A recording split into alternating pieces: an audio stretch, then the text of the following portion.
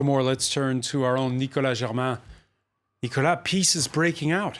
This really is a historical event. The two governments had not been speaking for 20 years. We have to remind viewers here that there were two bloody wars in their history. First of all, the independence struggle between 61 and 91. Eritrea was an Ethiopian province, the only one to have been colonized by Italy for 50 years. That gave them the sentiment of being a bit different and pushed them into this independence struggle. In 93, they officially become independent and Ethiopia loses all access to the sea. And then, of course, in 98, another two-year border war, very bloody. 80,000 people are killed. That's why it's such a historic announcement today, the restoration of diplomatic, cultural, economic ties. And why it's happening now, I think it's because there was the nomination of a new prime minister in April in Ethiopia, Abiy Ahmed. That really was the game changer. He made a lot of announcements, for example, the release of political prisoners and the fact that he wanted to make peace with Eritrea. He said that he would accept the 2002 border ruling imposed by an independent commission, which until now Ethiopia had refused. And the other important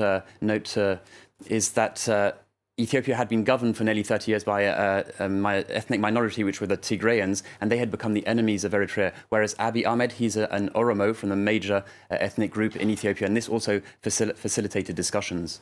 Facilitated discussions. He's gone faster than we thought. His trip over the weekend to Asmara. Where does it leave Eritrea's only leader since independence? Oh, that's, I think, a very good question, because what his critics were saying of President Isaias Afwerki is that he used the tensions with Ethiopia to rule his country with an iron fist.